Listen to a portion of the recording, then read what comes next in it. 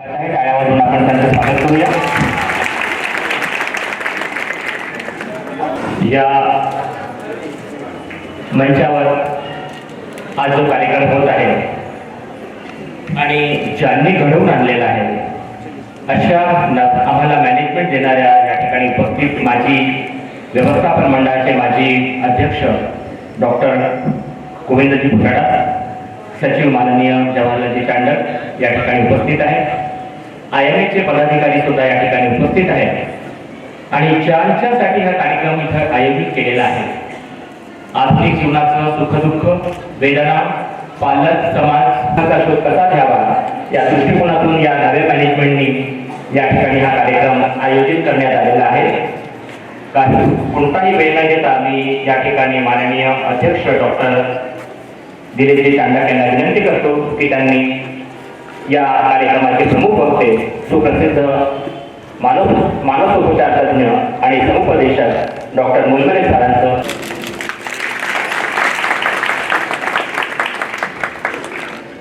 मी माननीय सहसचिव श्री संकेतजी चांडक यांना विनंती करतो की त्यांनी यावं आणि पाहुण्यांचा परिचय द्यावा.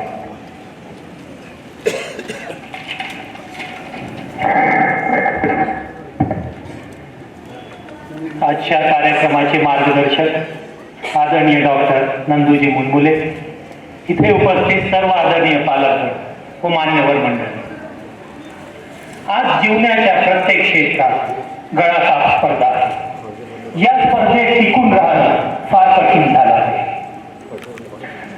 पालकांच्या आपल्या पाल्यांकडून मोठ्या अपेक्षा, विद्यार्थ्यांच्या सुद्धा आपल्या आई वडिलांकडून उच्च अपेक्षा झालेल्या अपेक्षा खूप उंचावणार आहे.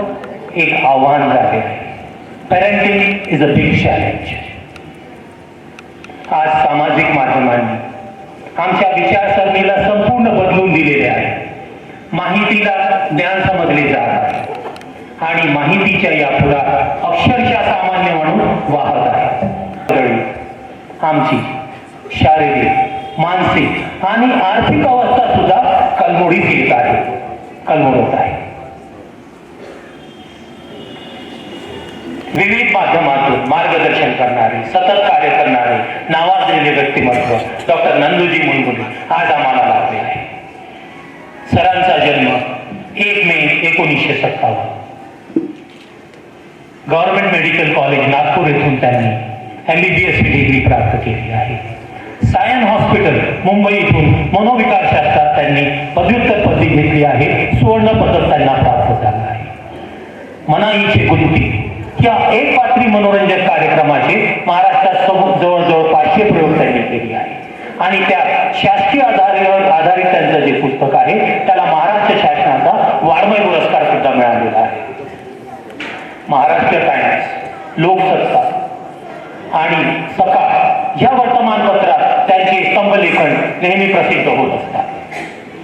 कवी ग्रेस यांच्या मानसशास्त्रीय सांडोळा घेणारे मनस्तेच्या खोल तळाशी मनांतरी हा त्यांचा लेख संग्रह, मिर्झा गालिब महाकवी दुःखाचा, इटालियन सिनेमा, उतरती उणे, व्यथा कथा, अनंगवाणी, तुभंगवाणी हे कविता संग्रह व पुस्तके त्यांनी लिहिलेली आहे. त्यांच्या संभ्रमाचे सांगाती याचे प्रसिद्ध दिग्दर्शक चंद्रकांत कुलकर्णी यांनी ABP माझावर जी मालिका दिग्दर्शित केली होती ती मालिका फार लोकप्रिय ठरली आहे. युट्यूबवर 13 एपिसोडचे असे 2 एपिसोड त्यांचे सुद्धा युट्यूबवर आहेत. या व्यतिरिक्त त्यांच्या विविध चॅनल्सवर भरपूर पॉडकास्ट आहेत आणि ते फार लोकप्रिय आहे. अशा आयोजन व्यक्तिमत्वाला मी विनंती करतो डॉक्टर साहेबांना की त्यांनी आम्हा सर्वांना सुखाचा मार्ग दाखवावा. धन्यवाद.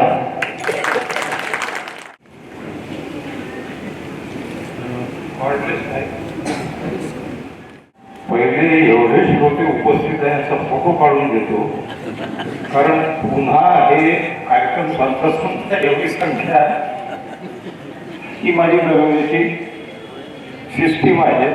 आणि मोबाईलमध्ये 5:36 डॉक्टर आपली सामने अगर आले तो अच्छा रहेगा. 5:36 माईक माझ्या हातात आलेला आहे. या गोष्टीची पुरेपूर जाणीव करून घेतो आणि माझ्या पहिली गोष्ट म्हणजे मी स्वतःला वक्ता म्हणून घेत नाही, कारण मी वक्ता नाही असं अनेकांनी मला माझ्या या कारकिर्दीच्या सुरुवातीला बोलून दाखवलेलं आहे. वक्तृत्वासाठी जी काही पल्लेदार भाषा किंवा नाट्यमय चढ उतार लागतात आवाजात, तो काही माझ्या आवाजात नाही आहे. मी लोकांशी संवाद साधण्यावर माझा भर आहे. शेवटी 35-40 वर्षाची मानसोपचार तज्ञाची कारकीर्द गेलेली आहे. या कारकिर्दीमध्ये लोकांशी संवाद साधणं हाच माझ्या व्यवसायाचा पाया आणि तेच वैशिष्ट्य, तेच तत्व मी लोकांसमोरही मांडतो. वारंवार माझा उल्लेख अत्यंत आदराने नंदूजी असा करण्यात आला, त्याच्यामुळे मला भरून आलं. खरं म्हणजे नंदू माणसाचं नाव कसं असू शकते? 68 वर्षाच्या माणसाचं नाव नंदू आहे. मला नंदुरबारला बोलवलं होतं आणि खूप सुंदर सभागृह होतं, तुडुंब भरलं होतं. 1,500 श्रोते होते त्याच्यामध्ये. छत्रपती शिवाजी महाराज सभागृह नंदुरबार. तर मी म्हटलं इतका दूर प्रवास, नांदेडहून नंदुरबारपर्यंतचा प्रवास मी केला. याचं कारण असं की तुमच्या गावाच्या नावात नंदू आहे आणि बार आहे. आकर्षित करणाऱ्या गोष्टी आहेत. एक लेखक मला म्हणाले की हो, नंदू हे नाव अर्धवट वाटते. म्हणजे पहिलेच त्यांनी माझी गणना अर्धवटांमध्ये करून टाकली. तो म्हणे नंदाचा कुमार, कृष्णाचं नाव आहे, नंदाचा कुमार तो नंदकुमार, नंदकुमार नाव असायला पाहिजे. नंदू हे अर्ध्यावर आलेलं नाव वाटतं. मी म्हटलं आता मी त्या काळामध्ये जन्मलो, आताचे इथले मुलं पाहून आणि ही शाळा हे परिसर पाहून, पण ही संस्था 1944 साली स्थापन झालेली आहे. म्हणजे एवढं कौतुकाची गोष्ट आहे की जवळजवळ आता 100 वर्षाची वाटचाल व्हायला अवघी काही वर्ष राहिली आहेत. त्या काळात मी जन्माला आलो, ज्या काळामध्ये आई वडिलांना मूल जन्माला फारसं कौतुक नव्हतं. 5 भावंडातला मी सगळ्यात धाकटा. तोवर सगळा उत्साह कमी होऊन गेलेला असतो. मला पुस्तून माझं नाव शाळेत टाकायला एक चपराशी, त्याला ती म्हणे जा शाळेत टाकून याचं नाव. तो चपराशी मला शाळेत घेऊन गेला. त्या काळी या गोष्टीचं अवलंबर नव्हतं. मी शिकलो अकोल्याच्या होली क्रॉस कॉन्व्हेंटमध्ये. सिस्टरनी विचारलं की इसका नाम क्या है? तो चपराशी म्हणाला इसको नंदू बाबा बोलते हैं, हमको तो मालूम नहीं है, नंदू बाबा. नशीब सिस्टरने नंदू बाबा नाही लिहून घेतलं, नाही तर मी जन्मताच बाबा राहत असतो. तिने नंदू लिहिलं. स्कूल लिव्हिंग सर्टिफिकेटवर तेच पडलं, MBBS एक्झामिनेशनवर तेच पडलं, MD सायकॅट्रिकच्या सर्टिफिकेटवर तेच पडलं. मी दवाखाना उघडला. दवाखाना उघडल्याच्या नंतर लोक म्हणाले नंदू नावाच्या डॉक्टरकडे कोणी येईल का दाखवायला? नंदकुमार करा. ठीक आहे, पाठीवर नंदकुमार लिहिलं. पण शेवटी आधार कार्ड, पॅन कार्ड त्याच्यावरतीच आहे. आणि या नावाचा उच्चार म्हणजे खरं सांगायचं तर आपण आयुष्यभर शिकत असल्याचा अनुभव. कारण ते लेखक म्हणालेच की हे नाव पूर्ण नाही वाटत. म्हटलं आता तर मी हेच नाव वापरणार. याचं कारण असं की आयुष्यभर आपण अर्धवटच असतो ज्ञानाच्या वाटेवर, अनुभवाच्या वाटेवर, सगळ्याच गोष्टींवर. हा सगळा नावाचा इतिहास लग्नाच्या मंडपामध्ये नंदकुमार नाव आणि ते नाव खरं नाही आहे हे मला माहीत आणि बायकोला माहीत. माझी बायको तिथेच बसलेली आहे. तिने उखाणा घेतला. तिला खरं नाव कळल्यावर सुतारानं पिंजऱ्यात भरला राघू महिना खंड्या, नंदकुमार कागदावरती यांचं खरं नाव नंद्या. असा विनोद मी तिच्या नावावर खूपच असतो. आणि सगळ्या बायका सहनशीलतेप्रमाणे ते सगळं आपले विनोद सहन करत असते. हा सगळा प्रवास सांगण्याचं कारण असं आहे की मित्र, आजच्या आपल्या भाषणाचं, आपलं जे काही माझं वक्तव्य आहे किंवा जे काही माझं सांगणं आहे, आता ते म्हणाले की हे फार मोठं कार्य करतात आहेत. माझा तो अभिनिवेश नाही आहे. मी काही फार मोठा कार्यकर्ता किंवा समाज कार्यकर्ता तर समजून घेतच नाही स्वतःला. माझी भूमिका साधी आहे. जे जे चांगलं आपल्याला ठाऊक आहे ते लोकांना सांगणं. आता हा कार्यक्रम थोडासा याला अवधी होता, तर डॉक्टर गोविंद भुतळा इतके सिनियर डॉक्टर इथे पेडियाट्रिशियन बसलेले आहेत. तर भुतळा साहेबांबरोबर गप्पा झाल्या गझलवरती, उर्दूवरती, जो आवडीचा प्रांत आहे माझा. तर आपल्याला जे जे चांगलं ठाऊक आहे, अरे हे पहा किती छान आहे, हे सांगण्याची माझी भूमिका असते. आणि या भूमिकेतूनच मी हे सांगायला इथे आलेलो आहे की बघा, माणूस आयुष्यभर कशाच्या मागे धावतो, हे सगळं तुम्हाला कशा करता पाहिजे आहे. आपण आपल्या मुलांना वाढवतो, मोठं करतो, त्यांचं पालन पोषण करतो, त्यांच्या शिक्षणावर पैसा खर्च करतो. सगळं कशा करता की मुलांना आयुष्यामध्ये सुख मिळावं. आपली सगळी धडपड आयुष्यामध्ये सुखाच्या प्राप्तीसाठी असते. आता हे सुख आयुष्यात मिळतं का, या प्रश्नाचं उत्तर होई आहे नाही आहे.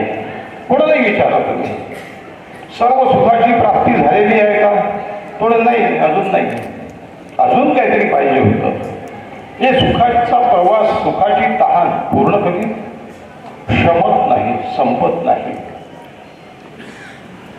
मग सुख म्हणजे नक्की काय असतं, या प्रश्नाचा शोध मी घेत निघालो सायकॅट्रीच्या आधारे. सायकॅट्रिस्ट म्हणजे काय आहे, आमच्याजवळ सर्व मानवी सुखदुःखाच्या कहाण्या घेऊन आमचे पेशंट येतात.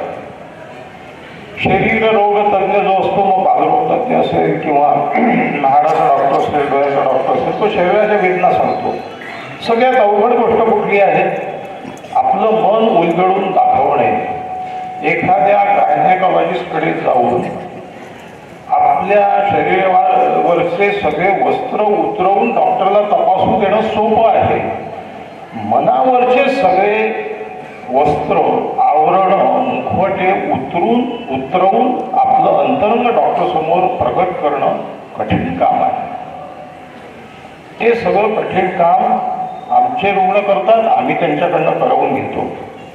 सगळं साहित्य, कथा, काव्य, कादंबऱ्या, हे सगळं काय आहे, हे सगळं सायकॅट्री आहे. म्हणजे मानवी मनोविश्वाच्या आणि माणसाच्या आंतरिक नातेसंबंधांच्या कहाण्या आहेत, दुसरं काहीही नाही. ते सायकॅट्री आम्ही करतो. सांगत होतो तुम्हाला की हा सुखाचा शोधाचा प्रवास आहे. हा प्रवास कसा सुरू झाला हे सांगताना मला एक मानसरोग तज्ञ म्हणून काही गोष्टी सुरुवातीला प्रास्ताविकात सांगावं वाटतं. त्या अशा आहेत की मी 1983 साली MD सायकॅट्री केलं. सायकॅट्रिस्ट होऊन मी माझा दवाखाना सुरू केला. लवकरच माझ्या लक्षात आलं की समाजामध्ये मानसिक रुग्णांकडे पाहण्याची समाजाची दृष्टी चांगली नाही आहे. स्वतः पेशंटला स्वतःला मानस रोगी म्हणून घेताना त्याला नको वाटते. ते 1984 सालची एक गोष्ट सांगतो आणि 2025 सालची एक गोष्ट सांगतो. या आपल्या समाजाच्या दृष्टिकोनामध्ये फरक पडला आहे का? थोडासा पडलेला आहे, पण ज्या प्रमाणात पडायला पाहिजे त्या प्रमाणात पडलेला नाही. 84 सालची गोष्ट, 1984. मी क्लिनिकमध्ये बसलो होतो. माझ्या एका डॉक्टर मित्राचा फोन आला. तो म्हणाला की माझ्याकडे येऊन एक पेशंट तपास. तर म्हणलं कोण पेशंट आहे? तर म्हणे एक 20 वर्षाची मुलगी आहे, मनाशी बडबडते आहे, काहीतरी सायकॅट्रिक प्रॉब्लेम झालेला दिसतोय तिला, तर तू माझ्याकडे येऊन तपासतो का? म्हटलं मी माझ्या दवाखान्यात बसलेलो आहे आणि त्यावेळी मी निरोगी होतो, म्हणजे पेशंट नव्हते माझ्याकडे पाठवून दिले. तर तो म्हणाला नाही, जरा प्रॉब्लेम आहे. का बरं? म्हणजे गावातले प्रतिष्ठित लोक आहे, दिवसा डोळे त्यांना सायकॅट्रिस्टची पायरी चढताना कोणी पाहिलं तर चांगलं ते वाटणार. पण ठीक आहे. माझ्या मनात प्रश्न आला की एका डॉक्टरच्या, सर्जन सारख्या माणसाच्या मनामध्ये मानसिक आजारांबद्दल असे गैरसमज असतील तर आपल्या देशामध्ये अनेक लोक निरक्षर आहेत, त्यांना सायकोलॉजीचे सिम्पटम्स माहीत नाही, काहीच माहीत नाही. अशी एक व्याख्या करतात की वेडा कोण जो हवेत कल्पनेचे बंगले बांधतो, इमले बांधतो आणि त्याच्यात जाऊन राहतो, आणि सायकियाट्रिस्ट कोण जो त्या बंगल्याचं भाडं वसूल करतो. सल्ला देऊन समोरच्याला गार करतो तो सल्लागार. इथून सुरुवात झाली आणि लवकरच माझ्या लक्षात आलं की एका दवाखान्याच्या बंदिस्त 4 भिंतीमध्ये बसून लोकांपर्यंत ही गोष्ट पोहोचवता येणार नाही की मानसिक समस्या ही मूलभूत समस्या आहे. सगळ्यांच्या मनाला जाणवणारे काही मानसिक ताणतणाव असतात, त्यांचा उपचार करायला घेणं काही फार मोठी गोष्ट नाही आहे. तर त्या दृष्टिकोनातून मी मनाची गुंती हा स्टँडअप शो माझा सुरू केला. ही सुरुवात तिथून झाली. आता गैरसमज जे 1984 साली होते त्याची गंमत सांगतो. 2025 सालच्या फेब्रुवारीमध्ये मी गेलो गोवा बिट्स पिलानी परिसर, म्हणजे बिट्स पिलानी जी अग्रगण्य टेक्निकल इन्स्टिट्यूट आहे याच्या फक्त 4 त्यांच्या संस्था आहेत भारतामध्ये.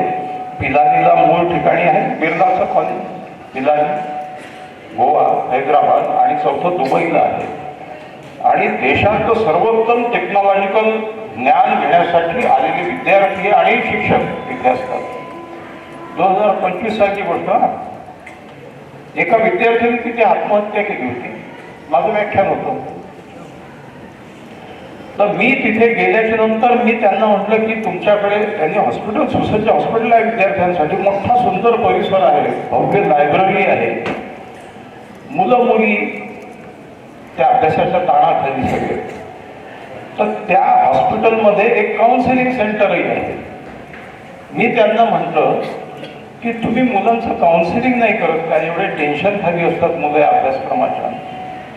तर तो काउन्सिलर म्हणाला काय सांगू सर, आमच्याकडे मुलं एकतर कमी येतात ते लपतछपत येतात, आणि त्यांचं म्हणणं असं असतं की कृपा करून मी तुमच्याकडे काउन्सिलिंगसाठी, डिप्रेशनसाठी आलो हे इतर माझ्या मित्रांना कळवू देऊ नका. म्हणजे लोकांच्या मनावर येईल. अजूनही औरंगाबादच्या एक बाई मला भेटल्या. त्यामुळे अहो मी 15 दिवस कॅनडात गेली होती. तर कॅनडामध्ये 15 दिवस एका बाईच्या घरी मुक्कामाला होती, कॅनेडियन बाईच्या. 15व्या दिवशी जेव्हा मी परतीच्या प्रवासाला निघाली त्यावेळी तिने मला एअरपोर्टवर ड्रॉप केलं आणि ती म्हणाली की सॉरी मी थांबू नाही शकत, इथेच सोडते, मला जाऊन परत पटकन जायचं आहे, माझी सायकॅट्रिस्टची अपॉइंटमेंट आहे. तर ती औरंगाबादची बाई म्हणते की ते कळल्याबरोबर मला असं वाटलं अरे बापरे, 15 दिवस मी या वेड्या बाईच्या संगतीत होती की काय. आता ती बाई बिचारी किती निर्मळपणे सांगते आहे. वेस्टर्न कंट्रीजमध्ये सायकॅट्रिस्टची अपॉइंटमेंट घेणं म्हणजे ते उघडपणे सांगतात. हेड शिंकर्स म्हणतात ते त्यांना तिकडे. पण सायकॅट्री नंबर 1 ब्रांच आहे, दुसरी इंटरनल मेडिसिन आहे. आपल्याकडे मानसिक आजार दाखवण्याकडे तर कल नाहीच. नवरा बायकोचे भांडणं होतात, गंमत सांगतो. बायको म्हणते हो एवढे सारखे भांडणं होतात आहे आपल्यामध्ये, टेन्शन चालू आहे, आपण जाऊ डॉक्टरकडे, सायकॅट्रिस्टकडे आणि त्यांच्याशी बोलू. तुझं डोकं खराब झालं असेल तू जा, माझं डोकं ठणठणीत आहे, मला काही घेणं देणं नाही आहे, तू जा तुझं डोकं तपासून घे. लोक ऍक्सेप्ट करत नाही. ही इतक्या वर्षाची तफावत जे सांगते की समाजातले मानसिक आजाराकडे पाहण्याचा दृष्टिकोन, समाजातले गैरसमज दूर झाले आहेत असं नाही. आणि डॉक्टरची कथा मी सांगितली तुम्हाला, MBBS लेव्हलला सायकॅट्री शिकवण्यात येत नाही. त्याच्यामुळे जो डॉक्टर पुढे होतो, आता MBBS वाला डॉक्टर हाडाचा डॉक्टर होतो, काय म्हणतात न्यूरोसर्जन होऊ शकतो, डायबेटॉलॉजिस्ट होऊ शकतो. ह्या डॉक्टरांचं ज्ञान सुद्धा दुर्दैवाने सांगावं वाटतं सर्वसामान्य लोकांच्या इतकंच असतं.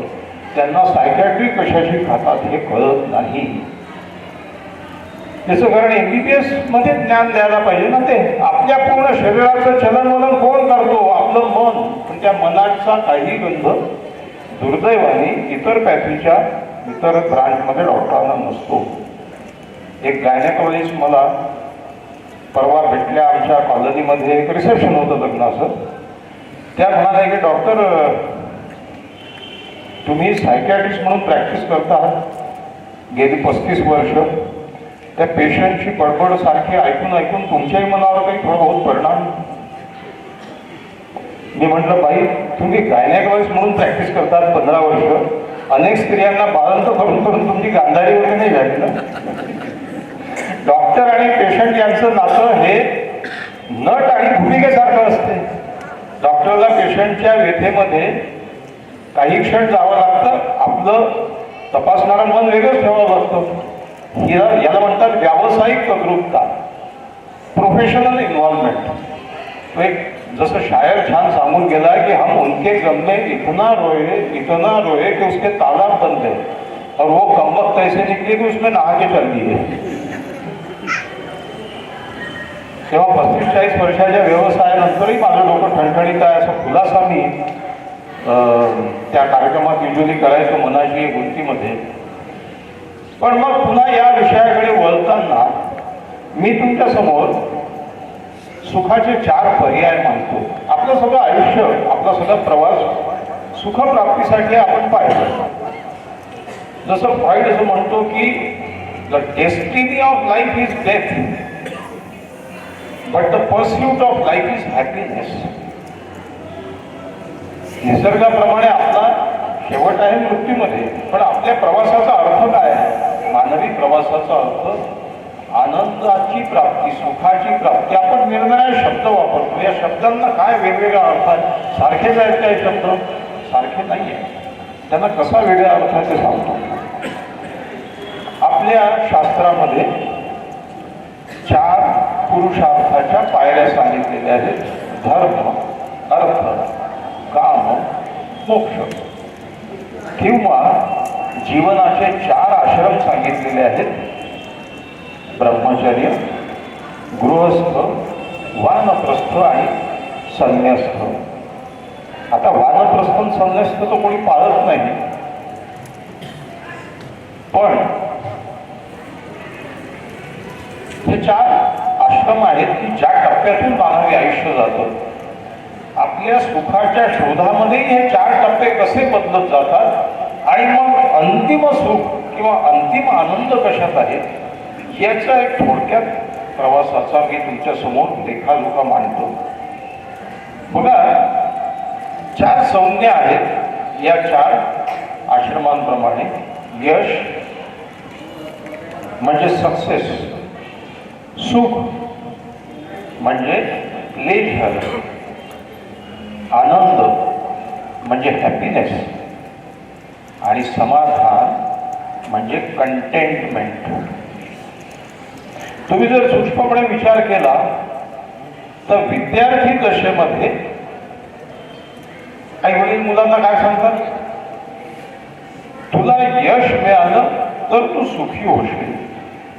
तुला यश मिळवलं पाहिजे, तू यशस्वी झाला पाहिजे. जीवनाच्या या सगळ्या क्षेत्रामध्ये जितकं यश मिळवशील तितका तू सुखी होशील, आनंदी होशील. आता इथवर तर ठीक आहे, हा आयुष्याचा पहिला टप्पा. यश म्हणजे सुख. पण यश म्हणजे काय याची व्याख्या कशावर येऊन ठेपलेली आहे? आई वडील, गुरुजन. आताचे गुरुजन म्हणजे नुसते शाळा महाविद्यालयातले आणि कोचिंग क्लासवालेच गुरुजन झालेले आहे.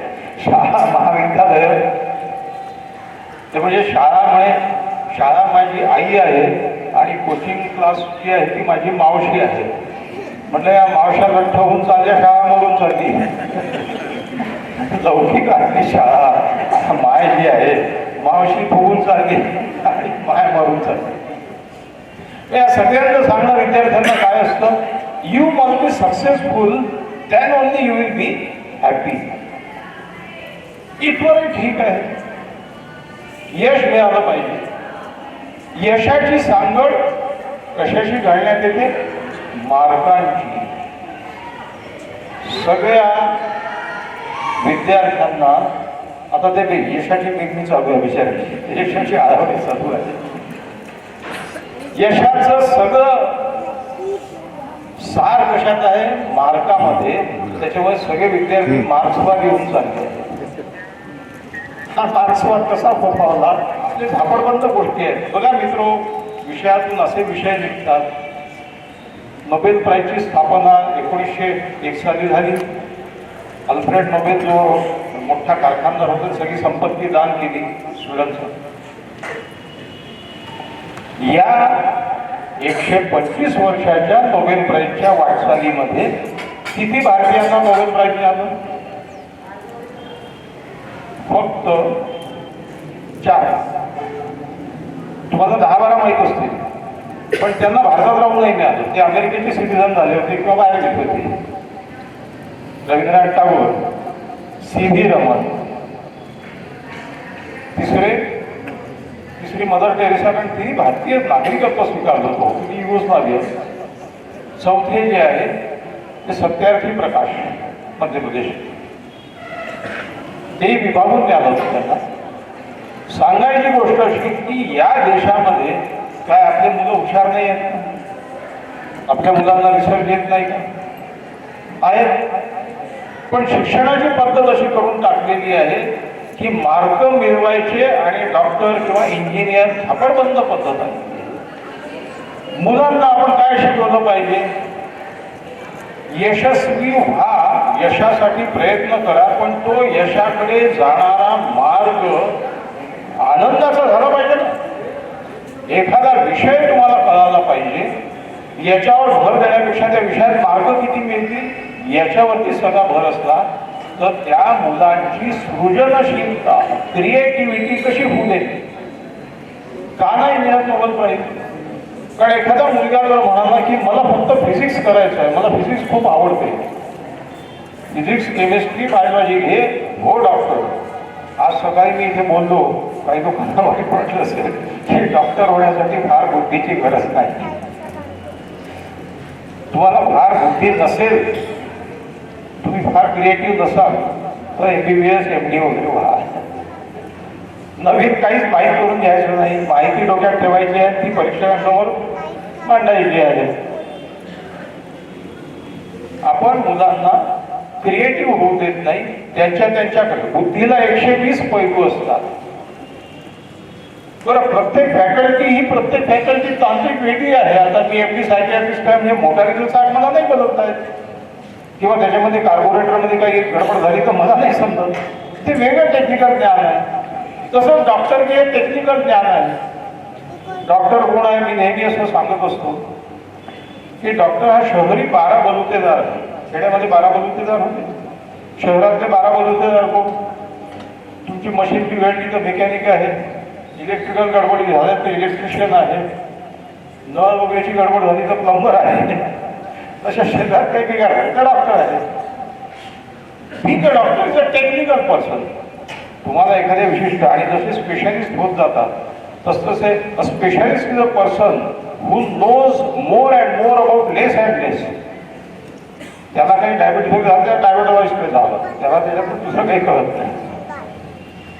सांगायची गोष्ट अशी, विषय जिथून निघाला की विद्यार्थी, पहिली गोष्ट म्हणजे या वयोगटामध्ये यशस्वी व्हाल तर सुखी व्हाल, आणि यशस्वी होणं म्हणजे मार्क मिळवणं.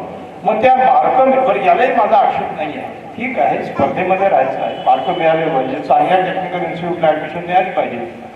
पण या स्पर्धेमध्ये मार्क मिळवताना त्या विषयाचा आनंद मिळाला पाहिजे, त्या विषयाच्या प्रवासात आनंद प्राप्त झाला पाहिजे.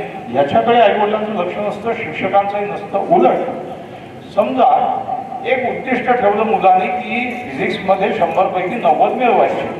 आता या उद्दिष्टाकडे वाटचाल कुठली? तर फिजिक्सचे पुस्तकं मिळवणे, अभ्यास सुरू केला. त्या मुलाला जर फिजिक्सच्या हिस्ट्रीमध्ये, क्वांटम फिजिक्समध्ये, मग त्या मॅक्स प्लँकमध्ये किंवा आईन्स्टाईनमध्ये किंवा न्यूटनमध्ये जर रुची वाटायला लागेल, तो वाचायला लागला त्याच्याबद्दल, हे फालतू वाचू नको, याचा मार्कांशी काही संबंध नाही, वेळ घालवू नको, आपण त्याची क्रिएटिव्हिटी मारून टाकतो. एक तत्व महत्वाचं असं आहे की एखाद्या विषयात तुम्हाला यशस्वी व्हायचं असेल तर त्या विषयात, त्या उद्दिष्टाकडे जाणारी जी वाटचाल आहे ती आनंदाची झाली पाहिजे, तरच यश मिळेल. If the path that leads to the goal is enjoyable, then you will definitely succeed. पण ती जर त्रासदायक होत असेल, माझ्या पुतणीचा फोन आला अमेरिकेतून, ते असं म्हणाले की फेलोशिपची एक्झाम त्याला अटेम्प्ट असतात, 3 अटेम्प्ट असतात, तर ती म्हणाली की 2 अटेम्प्ट झालेले आहेत आणि मला आता असं वाटतं की कधी एकदा ही फेलोशिप माझ्या पदरी पडते. कंटाळा आलेला अभ्यासाचा आणि टेन्शनमध्ये आलेली आहे आणि मला असं वाटतं की माझ्यासोबतच्या पुढे चालल्या आहेत, त्यांची फेलोशिप झालेली आहे आणि मी आता काय करू, मला आता कसंही करून याच्यातून सुटायचं आहे. मी तिला पहिले सांगितलं की तुला फेलोशिप मिळवायची असेल तर त्या फेलोशिपसाठी ज्या विषयांचा अभ्यास करावा लागतो तो अभ्यास एन्जॉय कर. जाणून घ्यायचं, आपल्याला काहीतरी मिळवायचं आहे, काहीतरी माहिती मिळते, काहीतरी मजा आहे त्याच्यामध्ये, या भूमिकेतून कर. कसं तरी संपलं पाहिजे, या भूमिकेत गेली तर प्रवास त्रासदायक होईल, यशाची ही खात्री नाही. If you enjoy what you are doing you will be successful. आम्ही मुलांना एन्जॉय करू दिलं पाहिजे, आम्ही मुलांना अभ्यासामध्ये रुची निर्माण होऊ दिली पाहिजे. म्हणजे यश म्हणजे सुख आहे का? बरं, यशाच्या दुसऱ्या काही गोष्टी सांगतो. एक उद्दिष्ट प्राप्त झालं की अजून वरच्या उद्दिष्टाकडे नजर लागते. मी लडाखला गेलो. लडाखला हिमालयाचे सुंदर पर्वत रांगा आहेत आणि लडाख हा अतिशय सुंदर प्रदेश आहे आपल्या देशातला. गवताचं एकही पातं उगवत नाही, परंतु भुऱ्या रंगाचे ते सगळे पर्वत आणि वरती आपल्या नचिकेळकर तिथे गेले, त्यांच्या भाषेत सांगायचं तर मसाले भातावरती खोबरं पसरावं तसं वरतून बर्फ पसरलेला, बर्फाळ टोकं. आणि मला तर ते उत्तुंग हिमालयाचे टोकं असे ध्यानस्थ बसलेले ऋषी त्यांच्यासारखे वाटले. तुम्ही एक शिखर सर केलं, तुम्हाला वरचं शिखर घुमवायला लागतं, त्याच्या वर गेला तर अजून वरचं शिखर. हजारों ख्वाहिशें ऐसी कि हर ख्वाहिश पे दम निकले, बहुत निकले मेरे अल्मा लेकिन फिर भी कम निकले. यशाची भानगड अशी आहे की यशाची तहान कधी संपत नाही जर तुम्ही यशाला एन्जॉय करत थांबला नाही तर. कारखानदार जो आहे किंवा कंपनीचा बॉस आहे तो कर्मचाऱ्यांना टार्गेट देतो की या 3 महिन्याचं उद्दिष्ट 1 कोटीचा टर्नओव्हर झाला पाहिजे. सगळे वर्कर्स कंबर कसून काम करतात, बिचारे दिवस रात्र 1 कोटीचा टर्नओव्हर होतो. तो ना बहुत अच्छे. आता नेक्स्ट क्वार्टर जे आहे त्या क्वार्टरचं उद्दिष्ट 2 कोटी, पुन्हा कामाला लागतात. आता 1 कोटीचे एन्जॉयमेंट करू द्या त्यांना, ती नाही. माणसं एकदा उद्दिष्टाची शिखर वर जात गेला की मग यशाच्या प्रवासात आनंद निघून जातो. तुम्ही आनंद उपभोगणार केव्हा?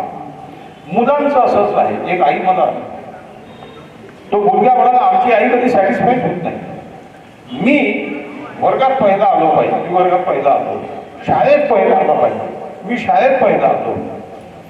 शाळेत काय अनेक शाळा आहेत, तू जिल्ह्यात पहिला आला पाहिजे, मी जिल्ह्यात पहिला आलो. त्यामुळे स्टेट लेवलला तुझं नाव पेपरमध्ये यायला पाहिजे. हिचं कधी मागणं थांबतच नाही, मागे धावत चालला. चेझिंग द प्रॉव्हर्बियल कॅरेक्टर, कुत्र्यासमोर ते धरायचं, तुझं धावत राहतो सारखा. हे शिक्षण नाही, हे यश नाही. यश मुलं एन्जॉय करत नसतील, यशाची वाटचाल. लोकमान्य टिळकांनी गीता रहस्य लिहिलं. त्या गीता रहस्य मंडालेच्या तुरुंगात असताना अभ्यास केला आणि नंतर ते पुस्तक पूर्ण केलं. गीता रहस्यामध्ये त्या पुस्तकाच्या प्रस्तावनेमध्ये ग्रंथाच्या टिळक असं लिहितात की आज हा ग्रंथ वाचकांच्या हाती देताना मला अतिशय दुःख होते आहे.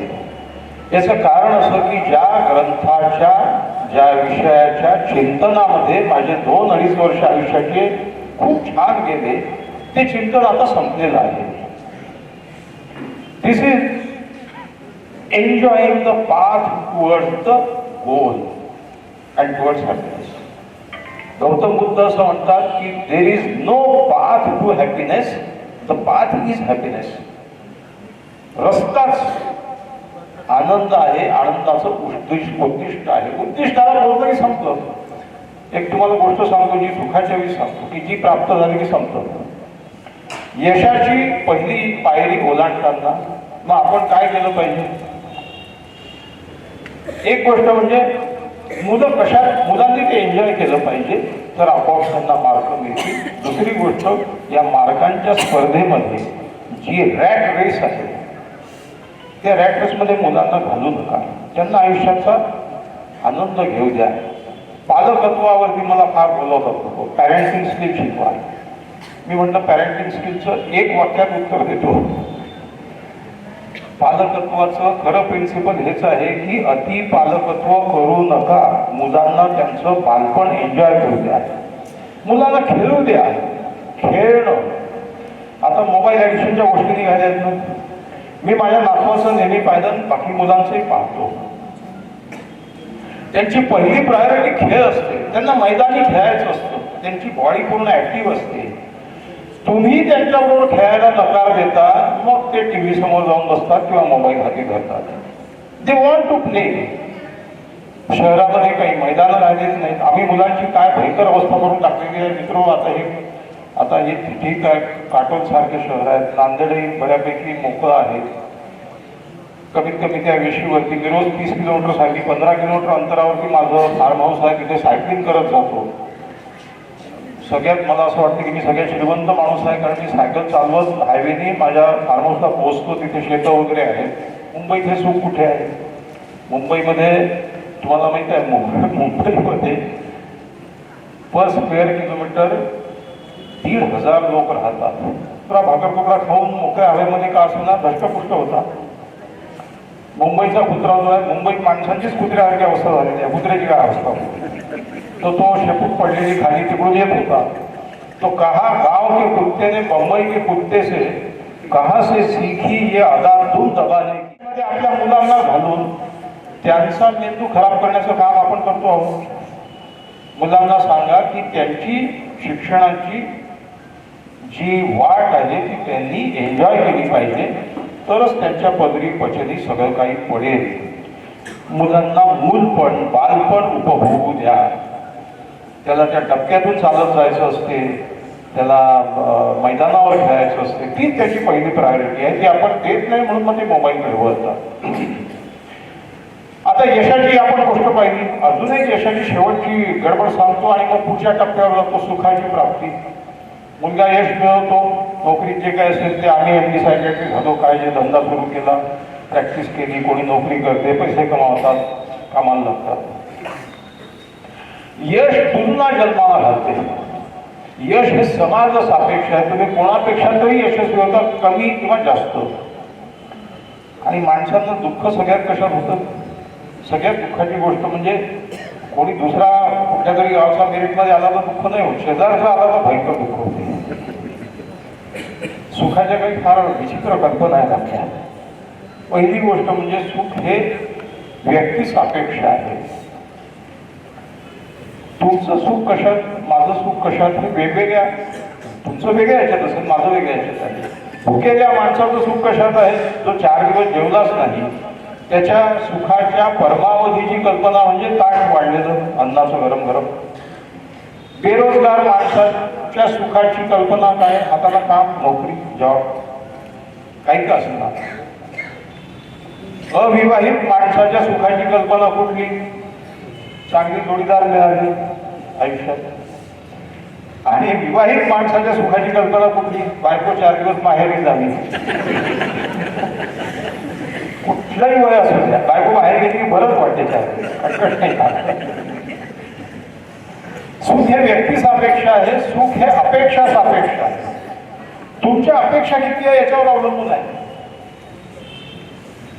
हजारो ख्वाहिश ऐसी के हर ख्वाहिश के दम निकले. ग्रेसांची कविता आहे, जशा उडती घारी गगन ती तुके उंच जाई. अपेक्षा किती ठेवाल याच्यावर अवलंबून आहे. एक छोटीशी गंमत सांगतो. माझा एक मित्र आहे, त्यांनी गावाच्या नवीन भागामध्ये, नवीन वस्तीमध्ये एक प्लॉट घेतला 5 लाख रुपयामध्ये, इन्व्हेस्टमेंट म्हणून टाकून दिले. आता रिअल इस्टेटमध्ये भाव वाढले जमिनीचे. त्या प्लॉटला मागणी आली. 5-7 वर्षामध्ये गेले, त्या प्लॉटला 25 लाखाची मागणी आली. हा खुश झाला, 25 लाखाला प्लॉट विकला. म्हटलं आता हा आनंदी झाला असेल. तर तो तोंड काढून येत होता समोरून. तोंड उत्तर देतो. म्हणजे का बरं काय झालं? नुकसान झालं म्हणे. म्हणलं 5 ते 25 लाख झाले, अजून नुकसान नाही म्हणे. थोडा थांबलो असतो बरं झालं असतं. बाजूला प्लॉट 30 लाखाला गेला म्हणे महिनाभर नंतर. देरी जर लॉस इन प्रॉफिट टेस्ट तरी हा गमवतोय. याला 5 ते 25 झाल्याचा आनंद नाही. शास्त्रज्ञांनी हा प्रयोग केला. 2 गट घेतले. दोघांनाही द्यायचे होते 5,000 रुपये फ्री गिफ्ट. त्या एका गटाला सांगितलं की तुमचा लॉटरी सिस्टीमने नंबर निघालेला, तुम्हाला 7,500 मिळणार आहे फ्री गिफ्ट कुपन. दुसरा गट होता, त्यांना सांगितलं की तुमचा लॉटरी सिस्टीमने नंबर निघालेला आहे, तुम्हाला 2,500 रुपये पर हेड गिफ्ट कुपन मिळणार आहे. मध्ये एक तासभर जाऊ दिला. तर यांच्या दोघांची अपेक्षा उंचावली नाही. नंतर येऊन सांगितलं 7,500च्या ग्रुपला सांगितलं की स्पॉन्सर जरा कमी झाले, तुम्हाला 7,500 नाही 5,000 मिळणार आहे. आणि या गटाला सांगितलं की तुमच्याकडे स्पॉन्सर जास्त मिळालेले आहे, तुम्हाला आता 2,500 नाही 5,000 मिळणार आहे. हा गट आनंदी झाला, तो गट दुःखी झाला. दोघांनाही 5,000 मिळाले. आमच्या अपेक्षा किती आहे या सगळ्या गोष्टीवर सगळं काही अवलंबून आहे. सुखाची तिसरी गडबड. सुख हे असं विचित्र आहे, मानवी सुखाच्या कल्पना अशा विचित्र आहेत की मला काय मिळते याच्यापेक्षा बाजूच्याला काय मिळते किंवा मिळत नाही. पेठसे आणि पोंगशे 2 शेजारी पुणे. पेठसेला लॉटरीचं तिकीट लागलं 1 कोटी रुपयाचं. पोंगशे भयंकर आनंदात. पोंगशे सगळीकडे जाऊन सांगायला लागला पेन्शाला 1 कोटीचं तिकीट लागलं, पेन्शाला लॉटरीचं तिकीट लागलं. म्हणजे पोंगशाला लोक म्हणाले अरे पेन्शाला लागलं, तुला कशाचा एवढा आनंद झाला? त्याला म्हणे स्वतःपासून तिकीटच सापडत नाही. मला नाही मिळालं तर चालेल, याला नाही मिळालं पाहिजे. जुने हिंदी सिनेमाची आमच्या चर्चा चालू होत्या. हिंदी सिनेमाच्या गाणी एक काळ असा होऊन गेला की ज्यावेळी शायर लोक हिंदी सिनेमाची गाणी लिहित होते, मोठे कवी होते, शायर होते, त्यांच्या शब्दामध्ये अर्थ भरलेला होता. ह्या मनस्थितीचं जे प्रतिबिंब आहे ते साहिल लुधियानीच्या एका चित्रपटातल्या गाण्यामध्ये दिसते. चित्रपट दिल ही तो है 1964 साल. संगीतकार दिल ही तो है का रोशन. आणि चित्रपटामध्ये भूमिका खूप गाणी होती, सगळी गाणी गाजली त्याच्यामध्ये. निगाहे मिलाने गुलवी चाहता है गाणी. 2 कव्वाल्या होत्या आणि मुकेशची गाणी होती. राज कपूर आणि नूतनच्या भूमिका होत्या. तर नूतनच्या मागे राज कपूर लागतो आणि तो प्रेम करताना वगैरे प्रेमागीत आहे बगीच्यातलं, तर त्याच्या तोंडी एक गाणं आहे, ते या मनस्थितीचं द्योतक आहे. शाहीर असं लिहितो, तुम अगर मुझको न चाहो तो कोई बात नहीं, तुम किसी और को चाहोगी तो मुश्किल होगी. अब अगर मेल नहीं है तो जुदाई भी नहीं, बात तोड़ी भी नहीं तुमने बनाई भी नहीं, ये सहारा ही बहुत है मेरे जीने के लिए, तुम अगर मेरी नहीं हो तो पराई भी नहीं. गैर के गम में करा मेरे गम में ना करा हो तो कोई बात नहीं, गैर के गम में करा होगी तो मुश्किल होगी. आता मी हे गाऊन दाखवत नाही, तर तुम्ही थांबणार नाही या मंडपामध्ये. पण छान सुंदर गाणं आहे. गाण्यात किती अर्थ दडलेला आहे. माणसाच्या सुखाची अशी विचित्र कल्पना. सुख हे अपेक्षा सापेक्ष असते, सुख हे व्यक्ती सापेक्ष असते, सुख हे समाज सापेक्ष असते, सुख काळ सापेक्ष असते. एक काळ होऊन गेला, छोट्या छोट्या गोष्टीचा आम्हाला इतका आनंद व्हायचा, मजा यायची. आता काही अप्रूप नाही वाटत. म्हणून या सुखाच्या म्हणजे आता पुढचा टप्पा आला, गृहस्थाश्रमामध्ये माणूस आला, आता तो सुख शोधतो आहे. त्या काळाची गोष्ट सांगतो की सुखाला अप्रूप ओसरण्याचा शाप आहे. आता काही वाटत नाही. का बरं? समृद्धी खूप झालेली आहे, पैसे खूप झालेले आहेत.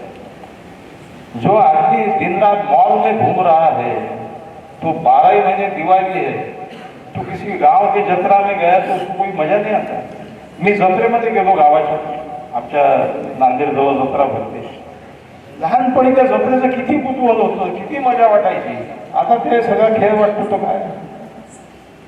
200-500 रुपयाच्या वस्तू खेळणी घेऊन म्हातारी बसलेली आहे, काहीतरी आपलं ते बोकड उंट आणलेले आहेत. आता काही मजा नाही वाटत.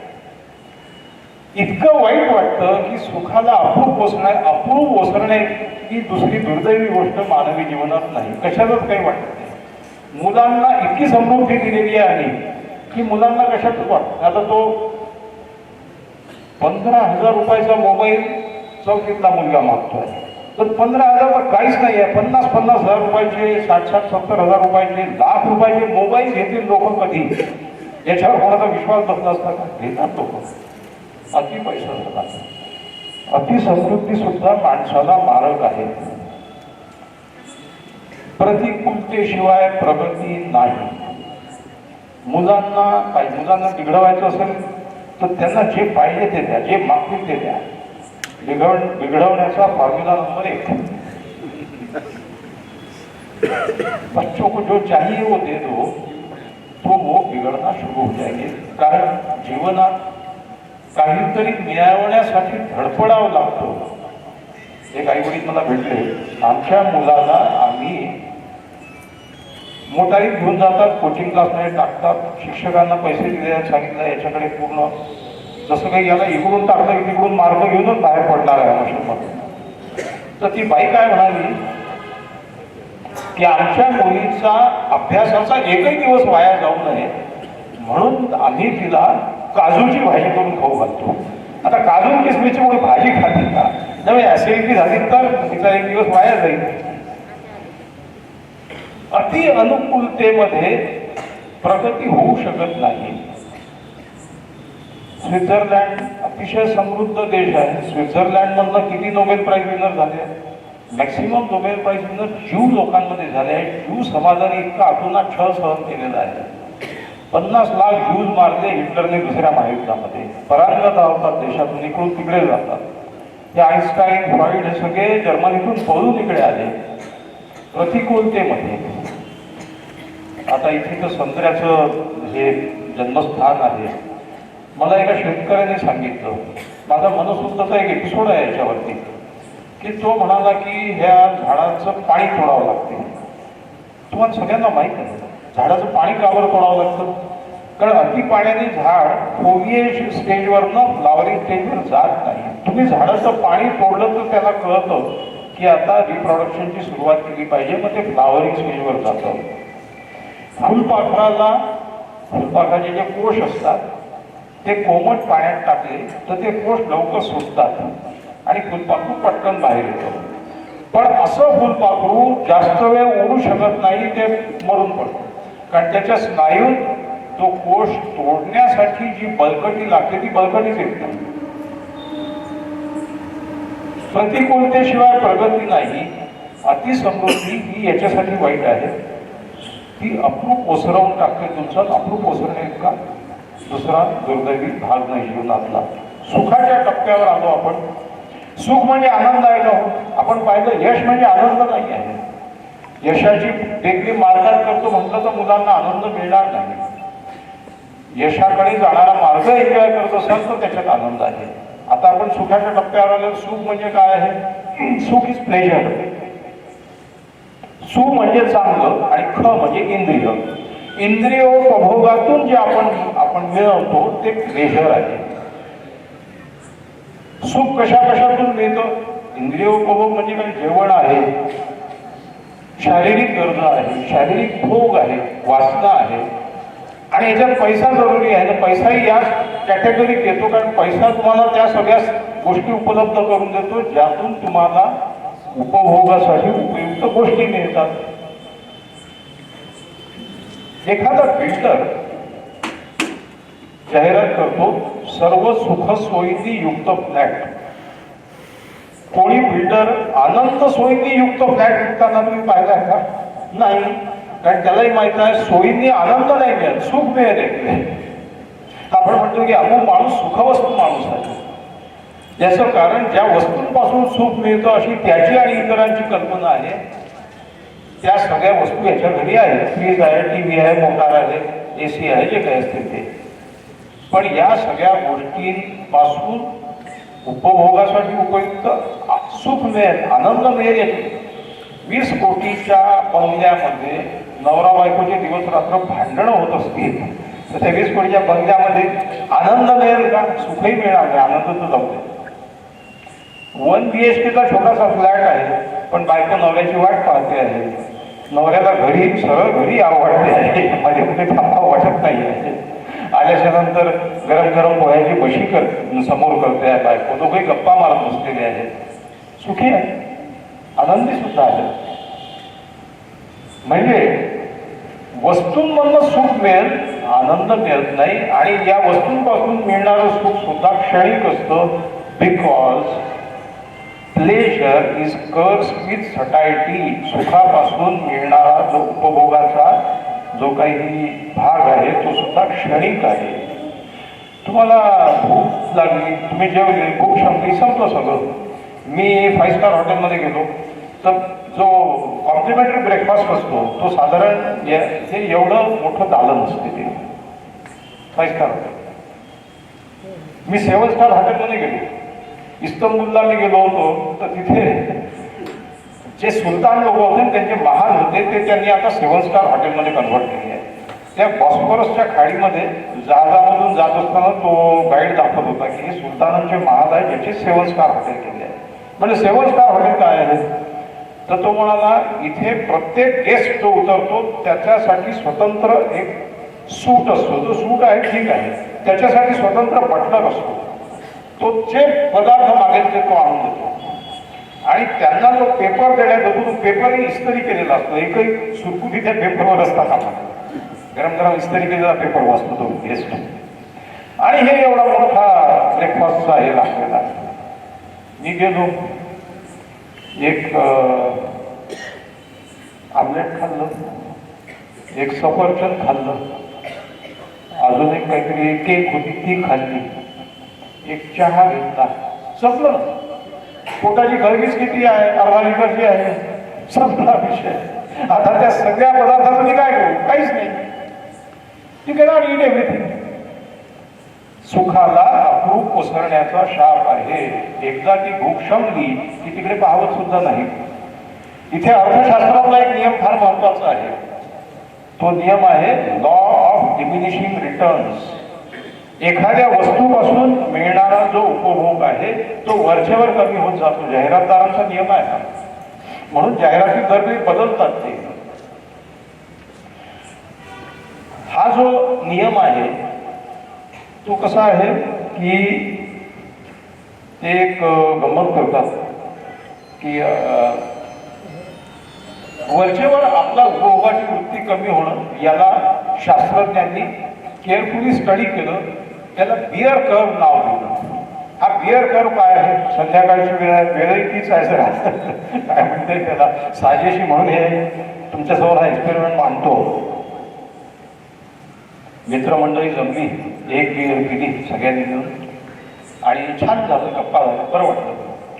मग कोणतरी म्हणाला अजून गप्पा मारू, हे अजून एक बिअर मागवली, ठीक आहे 2 बिअर पिली, बरं ठीक आहे. तिसरी आल्याच्या नंतर गप्पा राहायला बाजूला ते पिणं सुरू झालं. 4थी बिअर पिल्यानंतर आनंद चौपट होतो का? नाही, आनंद नाही, हाच काम चौपट होतो. 5वी पिल्यावर आडवा पडतो, 6वी पिल्यानंतर उचलून द्यावं लागतं. The more you drink beer the more happiness असं तत्व नाही. उलट तो बिअर कर्व बेल कर्व आहे की तुम्ही 1, 2, 3 नंतर तो सुखाचा ग्राफ कमी होत जातो. 1 पेढा खाल्ला, छान वाटलं, 2 खाल्ले, ठीक आहे बाबा, 3 बोंबले तोंडात तर चांगलं नाही वाटणार, 4 बोंबले तर मळमळ व्हायला लागले, 5 बोंबले उलट्या पडतात. त्याच्यामुळे सुखाला अप्रूप ओसरण्याचा शाप आहे. आणि अधिक सुख म्हणजे अधिक आनंद हे समीकरण चालत नाही. महाभारतामध्ये ययाती आणि देवयानीची फार छान कहाणी आहे. ययाती हा कौरवांचा पूर्वज राजा. तर त्या ययातीची कहाणी तुम्हाला सगळ्यांना माहीत आहे की त्याला उपभोग घ्यायचा होता. तर त्याने आपल्या मुलाकडनं तारुण्य मागून घेतलं. अनेक वर्ष अप्सरांबरोबर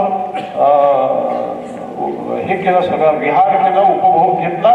तो परत आला मुलाला, त्याने आपलं तारुण्य परत घेऊन टाकलं, वृद्धत्व स्वीकारलं आणि पुन्हा वृद्ध झालेला ययाती त्याच्या तोंडी एक श्लोक आहे महाभारतामध्ये.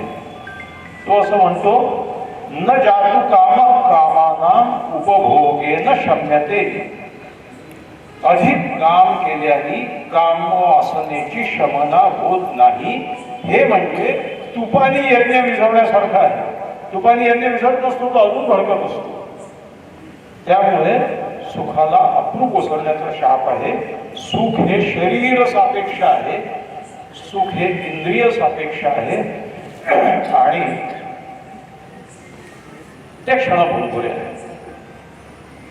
सुखाचा उपभोग घेतला पाहिजे का? हो, घेतला पाहिजे, पण त्यातलं वैयर्थ समजून घेतलं पाहिजे. अजून आनंदाची पायरी आली नाही. माणूस 40ला येऊन ठेवतो, मग त्याला कळतं की यशात आनंद सामावलेला नाही. कारण यशाच्या शिखर अजून वरवरचे शिल्लकच राहतात, कितीही धावलं तरी संपत नाही. सुखाचा उपभोग घेतल्याने खरा आनंद मिळत नाही. मग शाश्वत आनंद काय याचा शोध 40मध्ये सुरू होतो. तेव्हा लक्षात येतं की जे ओढून घेऊन ओरबाडून घेऊन मिळतं ते सुख आहे, जे देऊन मिळतो तो आनंद आहे.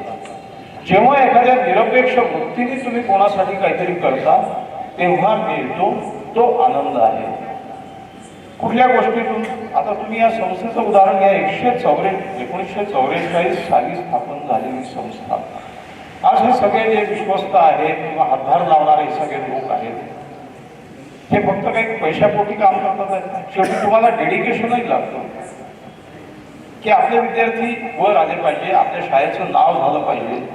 मला माझे बॅचमॅन डॉक्टर चांडक म्हणाले की मी इथे शिकतो आणि एवढे सिनियर डॉक्टर भुतडा म्हणाले की मीही इथे शिकतो. माझ्या वडिलांनी स्थापन केलेले इन्स्टिट्यूट आहे. मिळण्याच्या अपेक्षेने केलेलं काम नाही आहे. आनंदाची व्याख्या हीच आहे. आनंद आपल्याला सर्वत्र उपलब्ध आहे जर आपण ज्या क्षणी कुठल्याही अपेक्षेच्या शिवाय कोणासाठी काही जर काम केलं. साधं तुम्ही रस्त्यावर एखाद्या कुत्र्याला बिस्किट दिलं, तो शेपूट हलवतो, त्याच्या चेहऱ्यावरचं जे निर्व्यास त्याच्या चेहऱ्यातूनही डोळ्यातूनही आनंद झलकतो. त्याचं कारण अपेक्षेशिवाय केलेलं काम. आई आपल्या मुलांसाठी खस्ता करते. आईची अपेक्षा काय? मुलांनी काही आपल्याला मेडल आणून द्यावं, सोनं आणून द्यावं असं नसतं. एखाद्या कुटुंबामध्ये कुटुंब प्रमुख जातो, आई कष्टामध्ये गरिबीमध्ये मुलांना वाढवते, मोठं करते. कशा करता? की यांनी नाव लौकिक मिळवावं, चांगलं काम करावं, चांगले नागरिक व्हावं, चांगलं जीवन व्यतीत करावं. तिथं कुठल्याही अपेक्षेशिवाय ती करत असते. तिच्या चेहऱ्यावर खरा आनंद आपल्याला दिसतो. म्हणजे शाश्वत आनंदाची जी पायरी आहे ती देऊन मिळते. सुख हे घेऊन मिळते. हॅपीनेस या संज्ञेपाशी याच्या नंतर पुढची पायरी आहे. ती पायरी अशी आहे समाधानाची. मित्र हो, या जगात सगळ्यांना आनंद मिळतो तसं नाही आहे. या जगात सगळ्यांना सुख प्राप्त होतं असं नाही आहे. या जगात सगळे यशस्वी होतात असं नाही आहे. अनेक लोक अयशस्वी होतात. पण लौकिक अर्थाने अयशस्वी झाले तरी सुद्धा त्यांचा एक आंतरिक आनंदाचा गाभा जर शिल्लक असेल तर ते आयुष्याच्या संध्याकाळी माणूस समाधानाच्या टप्प्यावर आला पाहिजे.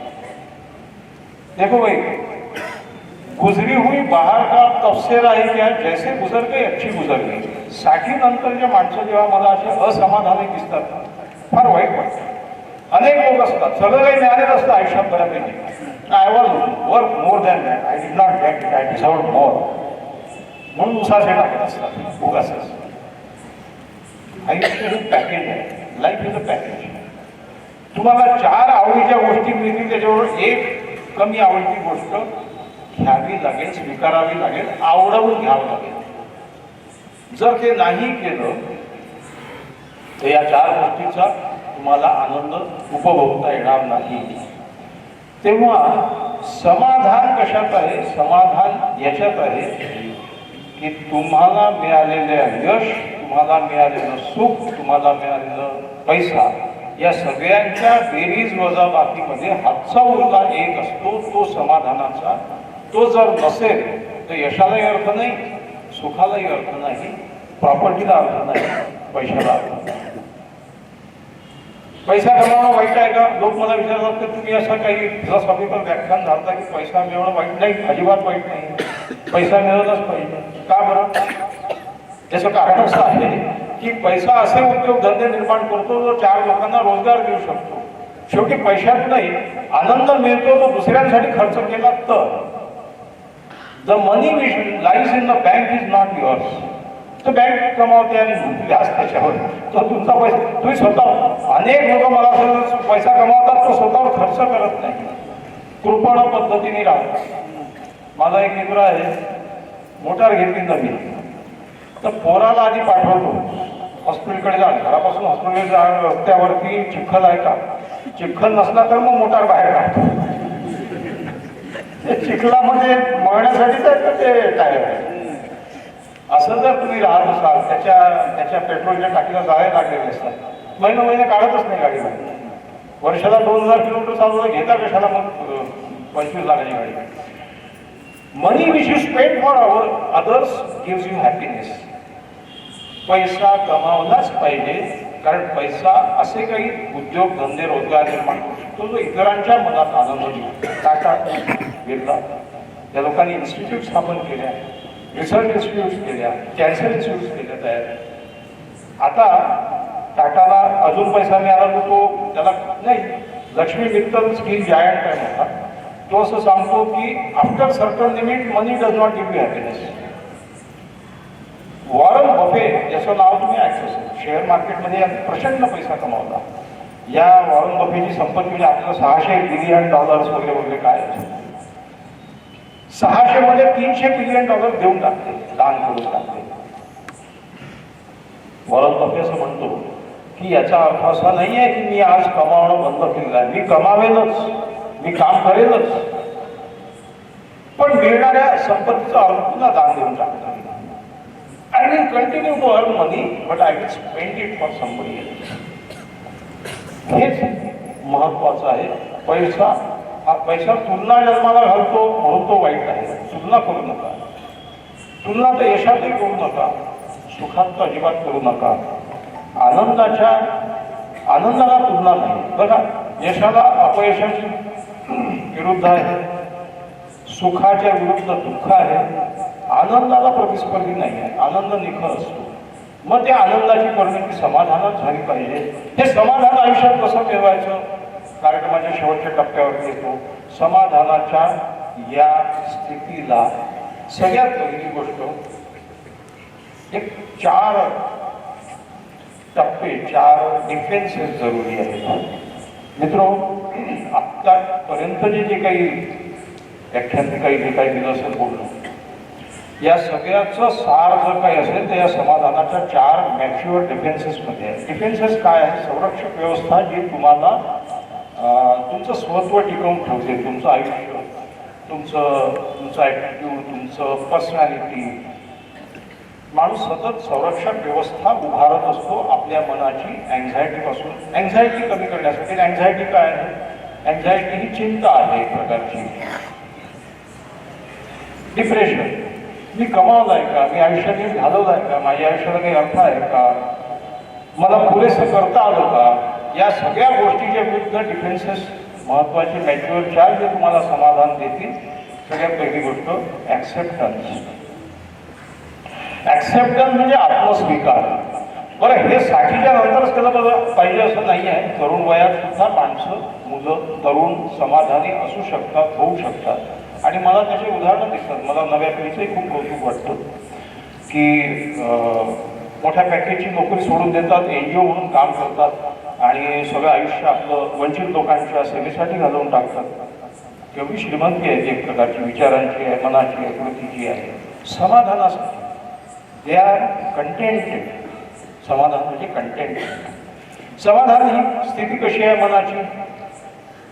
जो भी मिला अच्छा मिला, गुजरी हुई बाहर का तबसेरा क्या, जैसे गुजर गए अच्छी गुजर गई, या मनस्थितीपर्यंत येतं त्याला समाधान म्हणतात. ॲक्सेप्टन्स, आत्मस्वीकार. कशाचा आत्मस्वीकार आहे हे असं आहे, हे बदलण्याचा प्रयत्न मी करायचा का? हो. ते करण्यात अपयश आलं तर काय, ठीक आहे, जेवढं जमेल मला तेवढं करेल. जसं टागोरांची कविता आहे की सूर्य म्हणाला की आता अंधार पडणार आहे, मी अस्ताला जाणार आहे, आता माझी जागा कोण घेईल? तर कोणीच घेईना, सूर्याची जागा कोण घेणार? शेवटी एक पंक्ती पुढे आली, म्हणाली माझी जेवढं जेवढं जमेल तेवढं करते. तर ऍक्सेप्टन्स तुम्हाला हे शिकवतो की accept things as they are, accept the world as they are, accept people as they are. सगळ्यात महत्वाचं म्हणजे अगदी कौटुंबिक पातळीवरती रोजचे संघर्ष थांबतील जर तुम्ही आत्मस्वीकार केला की आहे हे असे आहे, ही आहे अशी आहे, हा आहे असे आहे, तो आहे कसा आहे. मला परवा आम्हाला खूप ऑनलाईन कॉल्स येतात. कोविड नंतर ऑनलाईन काउन्सिलिंग खूप झालेलं आहे आणि मनसुद्ध तुझं आणि माझे ते पॉडकास्ट वगैरे प्रसिद्ध झाल्यापासून लोकांना असं वाटतं की हा काही ब्रह्मज्ञान देणार आहे आपल्याला. अमेरिका, स्वीडन, जपान, जर्मनी, भारतातले बंगलोर, गुजरात खूप आम्हाला कॉल्स येतात आणि मी ऑनलाईन काउन्सिलिंग करतो. एका आईवडिलांचं काल सकाळची गोष्ट आहे. अमेरिकेत जाऊन स्थायिक झालेलं कपल, काहीतरी तो IT क्षेत्रामध्ये काहीतरी आहे आणि बायको काही काम करते. मुलगा आहे, त्या मुलाचं वय किती असेल, 15-16 वर्ष असेल. तो मुलगा सारखा आम्हाला धसडबसड करतो, आमचं ऐकत नाही, आमच्याकडे दुर्लक्ष करतो, आम्हाला कमी लेखतो.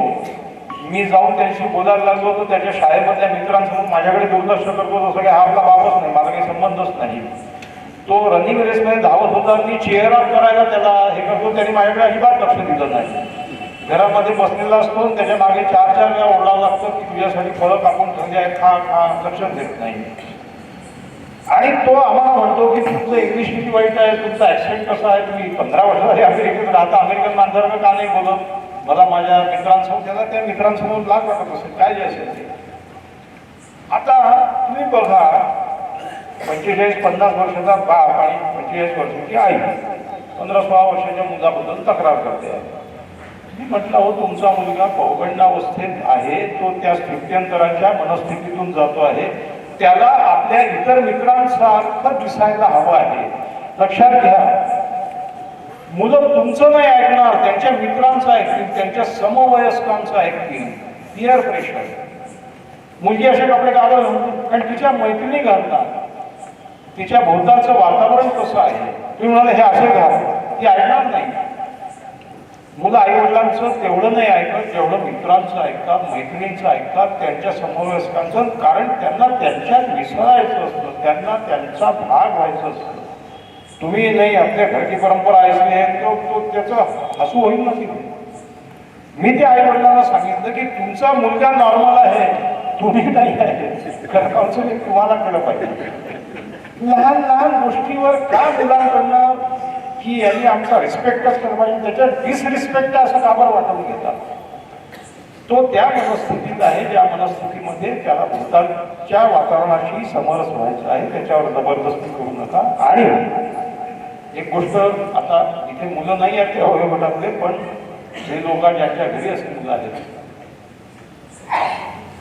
मुलाला, लहान मुलाला आपले वडील एकदम मोठे थोर वाटत असतात. हळूहळू मुलगा मोठा होतो, हळूहळू त्याला भोवतालचं वातावरण दिसतं, मग तो समाजाचे त्याच्यावरती इन्फ्लुएन्सेस होतात. साधारण 14व्या-15व्या वर्षी मुलगा मनाने घराच्या बाहेर पडतो, तो सगळ्या गोष्टींना विरोध करतो, तो आई वडिलांना नावं ठेवतो, ऐकत नाही, रागीट होतो, उलटे उत्तर देतो, बंडखोर होतो. हे सगळं नॉर्मल आहे, त्याच्या नॉर्मल वाढीचे टप्पे आहेत. आपल्या सगळ्यांना आपल्या आई वडिलांविषयी 15-16 वर्ष असंच वाटतं. काही सांगतात असं कुठे असते का? तो जो बाप म्हणाला की अरे आमच्या काळी, आता अरे आमच्या काळी नावाचं सुरू झालेलं वाक्य हे सगळ्यात वाईट. तुमचे कशाला आलं? आमच्या काळी काय स्वस्ताई होती म्हणे, 50 रुपयामध्ये 2 पिशव्या भरून भाजी, पाला, फळं सगळे यायचे. पोरगा म्हणा बाबा तो काय वेगळा होता, आता सगळीकडे CCTV कॅमेरे लागलेले आहेत.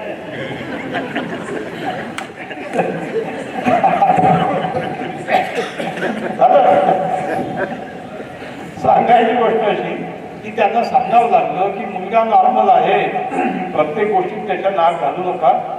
तो 20व्या वर्षी परत घरी येईल. 20-25व्या वर्षी मुलाचं फ्रंटल कॉर्टेक्स डेव्हलप होते, त्यांना ती विचार बुद्धी येते, सारासार बुद्धी येते.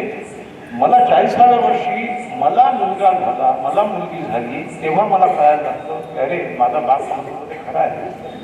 ज्या मुले आया होतात त्यांना कळतं की आपली आई बरोबर बोलत होती, हे काय असं बदलून काढावं, तुम्ही तेच करत होता. त्या वयोगटामध्ये मात्र समजत नाही. मुलांचा आईवडील, मुलं विरोध करतात आईवडिलांचा बंडखोरपणे, वाईटपणे वागतात. आम्ही आमच्या आईवडिलांना किती त्रास दिलेला आहे, पण त्यांनी काय केलं, सहन केलं, सोडून दिलं, वाजवून नाही केलं. उठ म्हणलं की उठला पाहिजे, बस म्हणलं की बसला पाहिजे, असं नाही केलं. त्यांना पॅरेंटिंग स्किल्स येत नव्हते ना शिकून, त्याच्यामुळे.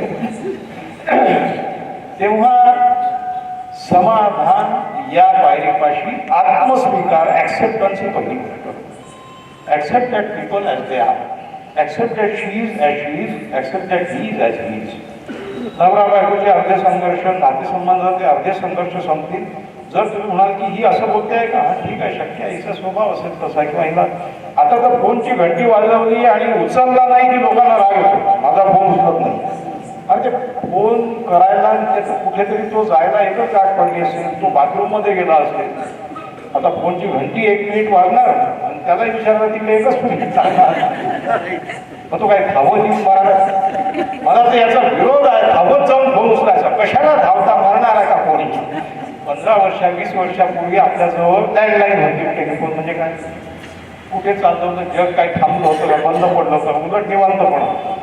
आता म्हणजे असं की आमचा मित्र तो म्हणे अशी पूजा सांगायला गुरुजी आले, त्याच्यामुळे मोबाईल बाहेर बाजूला ठेवावा लागला आणि पूजा चालली अवधाय. आता कोणाला तरी वाचलं आहे की सायलेंटवर करायचं विसरलेलं आहे, कोणतरी पेटलेलं आहे. तर सांगायची गोष्ट,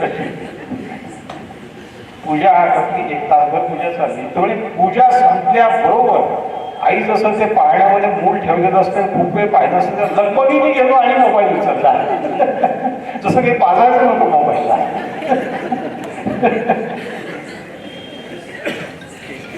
accept that people as they are, accept that world is as it is. तर तुमचा क्षोभ कमी होईल. आत्मस्वीकार तुम्हाला ही दृष्टी देतो की प्रत्येकाचा स्वभाव आहे आणि त्याला त्याचा दृष्टिकोन ठेवण्याचा पूर्ण अधिकार आहे. दृष्टिकोन या शब्दाचं दृष्टी आणि कोण 2 शब्द आहेत. दृष्टीला कोण असतो, अँगल, कुठल्या अँगलने तुम्ही पाहतात हे महत्वाचं आहे ना. एकाला वाटतं की हे आणि दुसऱ्याला वाटतं ते, आता तो त्याचा अँगल वेगळा आहे. मी इथे 6 लिहिलं, तुम्हाला 9 दिसेल, मग तुम्ही चूक आहात, मी बरोबर, मी बरोबर आहे की तुम्ही चूक आहात, दोघंही आपापल्या जागी बरोबर आहे. ऍब्सोल्यूट चूक गोष्टी जी आहेत त्याच्यावरती त्याची सहमती घेऊन त्याला समजावलं पाहिजे. लोक म्हणतात की मग काही जगात ऍब्सोल्यूट चुकन बरोबर नाहीच का, त्याचा दृष्टिकोन आहे, असं नाही आहे. नवरा बायकोचं भांडणं आमच्याकडे कार्यक्रम सारमध्ये खूप पेशंट होतं. मी त्याला सांगतो की हे बघा, सुखी संसाराचं रहस्य सांगतो. त्याचं आहे की एखाद्या गोष्टीवरनं तुमची भांडणं झाली, आता तुम्ही 2 जण विरुद्ध समस्या असं भांडण करा. या समस्येच्या पलीकडेतून ह्याच्या अलीकडे मी दोघं तलवारबाजी करून आले असं नका. समस्या विरुद्ध तुम्ही दोघं, जेव्हा तुम्हाला दोघांना पटेल की ही समस्या आहे, ही सोडवली पाहिजे, तर आपोआप भांडण संपून जाईल. Then you tackle the problem, not tackle each other. एक माणूस आला म्हणून काय हिचं सांगावं म्हणे, आता ते केस विचारते आणि डायनिंग टेबलवर कंगवा ठेवते. मला भयंकर राहायचं का बरं, तर म्हणजे कंगवा आता केस विचारायला, एखादा केस उगाच तिकडे अन्न ठेवलेलं असतं, एखादा केस उडून जाईल, बाई कुठे उडून जाणार आहे, वारं येते का नाही, तरी मला ते आवडत नाही. बरं ठीक आहे, तर म्हणलं सांग समजावून की असं असं वाटतं, मला शंका वाटते ही, तेव्हा असं करत जाऊ नको. असं सांगितलं तरी पुन्हा ठेवलं मला, पुन्हा दुसऱ्यांदा समजावून सांग. 2दा समजावलं म्हणजे आता काय करू, आता सोपा उपाय काय म्हणलं, तिच्या विंचरण्याची वाट पहा, संपलं की तो आपण घेऊन येऊन ठेवू, ती बदलणार नाही, तिला टक्कल पडायची वाट पहा, ते तर पडणारच नाही. त्याच्यामुळे बाकी स्वयंपाक बरोबर करते, मीठ बीठ घालते, पाहुणे आले तर भांड्याची आदळ आपण न करता व्यवस्थित आणून देते, चांगलं राहते. त्या 4 गोष्टी विरुद्ध ही एक गोष्ट, टेबलावरचा कंगवा आपण उचलायचा ठेवायचं, वाटच पाहिजे.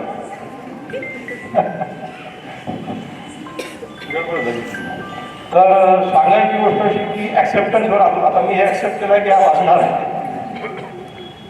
ऍक्सेप्टन्स म्हणजे आत्मस्वीकार. एक छोटीशी गोष्ट सांगतो, पुढचे 3 टप्पे पटकन संपवतो, कार्यक्रम संपला पाहिजे. महात्मा गांधी नेहमी म्हणायचे, महात्मा गांधींनी सत्याग्रह सुरू केला. अभयभंगाची सांगितलेली गोष्ट आहे, छान आठवण आहे. तर महात्मा गांधी विनोबांना गुरु मानायचे. विनोबा म्हणाले बापू ये ठीक नहीं है सत्याग्रह तुम कहते हो. तो गांधी जी म्हणाले की फिर विनोबा फिर क्या है, ये गलत क्यों है. तो बोले आप जो शब्द प्रयोग कर रहे हो सत्याग्रह, वो सही नहीं है, क्योंकि आप सत्य का आग्रह कर रहे हो और उस सत्य का जो तुम्हारा सत्य है तो सामने वाले का दूसरा भी सत्य होगा. तो बोले सत्याग्रह नहीं करें तो क्या कहूंगा. तो विनोबा म्हणाले सत्यग्राही बनो, ये सत्य ग्रहण करो कि हर एक का सत्य अलग हो सकता है. तो हमको सत्यग्राही होना चाहिए, ना कि सत्याग्रही. क्योंकि जब हम मानेंगे कि मैं जो कह रहा हूं वही सत्य है, तो ये गलत बात है. ऐसी से दुनिया नहीं चलेगी.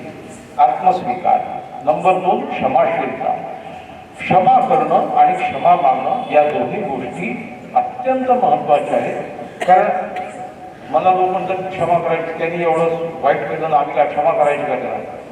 पण त्याला क्षमा केल्याने काय होईल, त्याचं वाईट बरोबर नाही होणार आहे, तो चुकलाच आहे, जाऊ द्या. पण तुम्ही तुमचा मेंदू जाळणार नाही. तुम्ही जे सतत त्याचा द्वेष राग करून मेंदू स्वतःवर लावून घेता, तो वडवालन कमी करा, तुमचं ब्रेन जे आहे ते कमी करा, शांत तर होऊन जाल ना तुम्ही.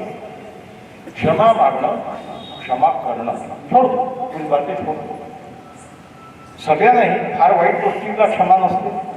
मला मी हे भाषण देत होतो, एक चिठ्ठी आली मला, पाकिस्तानला क्षमा करावी का. पाकिस्तान कुठून आणलाय.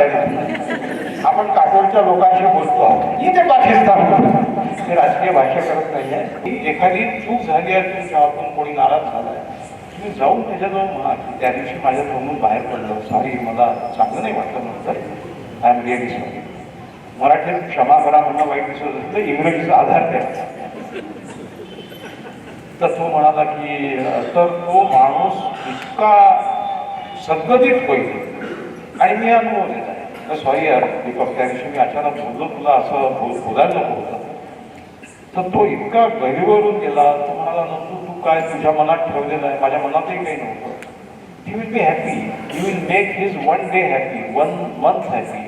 कायम तुमच्याबद्दल त्याच्या मनात चांगली भावना आहे, आपल्याविषयी लोकांच्या मनात चांगली भावना आहे. तर ते व्हाईब्स एकमेकाजवळ येतात. क्षमा मागणे, क्षमा करणे, ग्रॅटिट्यूड, आभार माना. या जगामध्ये अनेक गोष्टी. It takes a village to grow a child, to bring up a child. खूप जणांचे हातभार तुमच्या यशाच्या मागे आहेत, खूप जणांनी मदत केली आहे, खूप जणांचे दुवा आहेत. त्या सगळ्यांचे आभार मानले पाहिजे. सगळ्यात महत्त्वाचा मुद्दा शेवटचा सांगतो, ह्युमर. मित्रांनो, ह्युमर म्हणजे फक्त विनोद, जोक्स नाही, तर ह्युमर म्हणजे जीवनाकडे पाहण्याची एक खेळकर दृष्टी. आयुष्याकडे एका खेळकर दृष्टीने पहा, कारण आयुष्य हे निर्घृण आहे. Life is never fair to all. आपल्या हातात काय आहे, गंमत करायची, फार सिरियसली काही गोष्टी घ्यायच्या नाही. अर्थात कोणी मरण पावलेला आपण बघायचं असं नाही. या ठिकाणी तसं तो हिंदी कवितेने या कार्यक्रमाचा शेवट करणार. तो कवी खूप नाम विसरतो, हे मोठा कवी होता तो. तर तो म्हणाला की लोग ऐसे विचित्र होते हैं, हम शव यात्रा लेकर जा रहे हैं. शव यात्रा पर कविता होती त्याची. थोडी काही लोकांचे प्रश्न विचारत होते, कौन बोले रमेश के पिता, मारू काय क्या. आता शवयात्रा घेऊन जातो ना, तर हा म्हणाला नहीं, इनको बासाड़े पे लेट के पूरे शहर घूमने की इच्छा हुई थी हमारे. अब ये पूछने की बात है.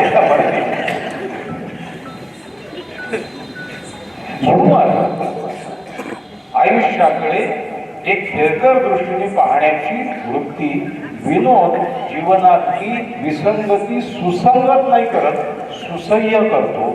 म्हणून कारण जीवनात अशा अनेक गोष्टी आहेत की ज्या आम्ही सरळ नाही करू शकत, आम्ही ठीक नाही करू शकत. आम्ही काय रशियन युक्रेनचं भाषण थांबवू शकतो नाही, पण सुसह्य करू शकतो विनोद. म्हणून कार्टून्स येतात त्याच्यावरती. आणि विनोदाची गोष्ट आणि मुलांची गोष्ट येणं अपरिहार्य आहे. एकच किस्सा सांगतो आणि कार्टून संपवतो. भाषण देत होते एक गृहस्थ समाजवादी नेते आणि ते सारखे म्हणत होते, नागर गोरे मोठे समाजवादी नेते होते. ते म्हणत होते की पोलीस सुधारले पाहिजे, पोलीस सुधारली तर जनता सुधारेल, पोलीस सुधारले तर शासनाची प्रतिमा सुधारेल, पोलीस सुधारले पाहिजे. मुलं बसले होते, मुलं कंटाळले होते, तर ते बाजूच्या माणसाच्या कानात बोलले, कोणतरी गोऱ्यांना जाऊन सांगा पोलीसही सुधारतील, हप्ते हप्त्याने सुधारतील. सवय आहे पोलिसांची. सांगायची गोष्ट अशी की ह्या सगळ्या जीवनामध्ये मित्र, जसं तो हिंदी कवी म्हणतो की आम्ही सगळं आयुष्य जे करतो आहोत, आयुष्यात चांगल्याही गोष्टी करतो, पण एखाद्या गोष्टीचा ध्यास घेऊन समरसून काहीतरी केलं पाहिजे, तर तेच पुण्य या आपल्या कुटुंबाच्या, समाजाच्या, देशाच्या चरणी लागेल. अर्धवट समाजसेवा काही कामाची नाही. काय जे कराल ते ध्यास घेऊन करा, तर आयुष्याचा प्रवास आनंददायकही होईल, समाधानाकडे जाईल. हे गमत व्यक्त करणारी एक छान हिंदी कविता मांडतो आणि कार्यक्रम संपवतो. हम अपने किए कर्मों की सजा भोग रहे थे, यानी कि बिहार रेल से बिहार से यात्रा कर रहे थे. दोस्तों, इसे कविता समझिए या कहानी. यात्रा के दौरान खत्म हो गया हमारा पानी. पानी लेने जैसे ही हम स्टेशन पर उतरे, पानी वानी तो भरा नहीं, शुरू हो गए खतरे. गार्ड ने सीटी बजाई, गाड़ी चल पड़ी, हमने दौड़ भाग के गाड़ी भी पकड़ी, लेकिन इसी भागम भाग में हमारे एक पैर की चप्पल हमसे रूठ गई, यानी कि उसी प्लेटफॉर्म पर छूट गई. अब हमने सोचा है दूसरे पैर की चप्पल हमारे किस काम आएगी, अगर इसे भी उसी प्लेटफॉर्म पर फेंक दे तो दोनों मिलकर किसी गरीब के पैर बचाएगी. ये सोचकर हमने दूसरे पैर की चप्पल को प्लेटफॉर्म पर फेंक दिया, यानी कि मजबूरी के आंच पर पुण्य का पापड़ सेक लिया. सहज गत्या होते हैं तो समाजसेवा करा, यानी कि मजबूरी के आंच पर पुण्य का पापड़ सेक लिया, लेकिन हमारा ये पुण्य ऊपर वाले को बिल्कुल ही नहीं भाया, क्योंकि अगले ही स्टेशन पर पिछले डब्बे से एक व्यक्ति हमारी पहली चप्पल ले आया.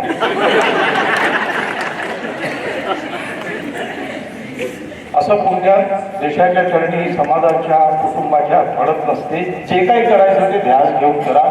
हा ध्यासच तुम्हाला तुमच्या आयुष्याच्या यश, सुख, आनंदाच्या टप्प्यातून समाधानाच्या प्रांगणात आणेल, याची मला खात्री आहे. आपण सगळे इथे जमलात.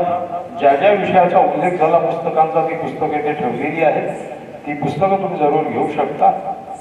आणि संयोजकांनी एवढं सुंदर आयोजन या सभेचं केलं. कार्यक्रमाच्या सुरुवातीला मी फोटो काढला होता, तोच फोटो मी जपून ठेवतो. याचं कारण असं, कार्यक्रमाच्या सुरुवातीला जेवढे लोक आले याच्यावर संयोजकांचं यश असलं तरी जेवढे टिकून राहिले त्याच्यावर माझं यश अवलंबून आहे. त्याच्यामुळे यशाचा तो टप्पा मी मुलांना घेऊन ठेवतो. आणि काय असतं शेवटी, 6 सुख आहे जीवनात. पहिला सुख निरोगी काया, दुसरा सुख भरपूर माया, तीसरा सुख गुणवंत नारी, चौथा सुख पुत्र आज्ञाकारी, 5वां सुख भरा मन में सुवास, और आखिरी सुख ज्ञानी श्रोताओं का वास. तुमच्यासारख्या ज्ञानी श्रोतांचा वास मला मिळाला, सहवास मिळाला, श्रोतृत्व मिळालं, त्याबद्दल तुमचे आभार मानतो आणि थांबतो. धन्यवाद. म्हणजे काय ऐकलं, एकदम फर्स्ट सेमिस्टरची आठवण आली की विद्यार्थ्यांना कमी मार्क पडलेले आहे, शिक्षक पालक रागवत आहेत. आणि सरळचं वाक्य एकदम कानावर पडलं त्यावेळेस की अगोदरच तो मुलगा निराश आहे, त्याच्यात पुन्हा त्याच्यावर रागवा, तुला किती कमी मार्क पडले. याच्यापेक्षा बेटा, पडले तर कमी पडले, विषय समजून घेण्याचा प्रयत्न कर चांगला, मी तुझ्या पाठीशी आहे. ही पालकत्वाची भूमिका इतकी माझ्या मनाला भावून गेली की मार्कांपेक्षा मी महत्वाचा आहो हे जेव्हा त्या पाल्याच्या लक्षात येतं, तो पालकाच्या जवळ जातो मार्क्सवादी होण्यापेक्षा. खूपच सुंदर ही भूमिका मनाला स्पर्श करून गेली. त्याचबरोबर जीवनामध्ये जेवढी क्षमता आहे शरीर मन, त्यानुसार स्वतःची महत्वाकांक्षा ठेवणे, फालतूची महत्वाकांक्षा ठेवून स्वतःचा दुःखामध्ये न उतरणे, क्षमाशील असणे, वास्तवाचा स्वीकार करणे ही सुखी जीवनाची गुरुकिल्ली आहे. अतिशय सुंदर विश्लेषण सरांनी केलं. Psychology, science of human behaviour, मानवी मन अतिशय गुंतागुंतीचं, त्याच्या आतमध्ये जाऊन इतका सुंदर अभ्यास करून साध्या सोप्या आणि रसाळ भाषेत आणि साहित्यिक भाषेत, तेही उर्दू शायरीच्या माध्यमातून, हिंदी कवितांच्या माध्यमातून सरांनी प्रगट केलेलं आहे.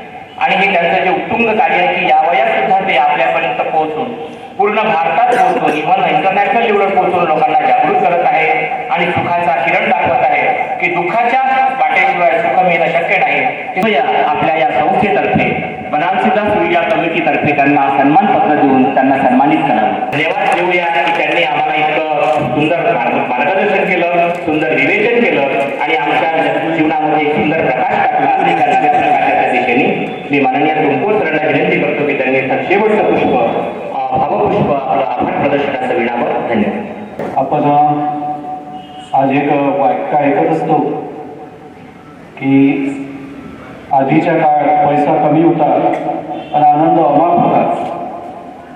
अशा वैचारिक जीवनशैलीच्या प्रदेशात सुख फिरायला निघालेले श्री नंदूजी मुलमुले सर, मानसोपचार तज्ज्ञ, त्यांनी आपल्या विचार रूपाने देशाला समृद्ध बनवलं. त्याबद्दल मी संस्थेच्या वतीने सरांचं खूप खूप आभार मानतो.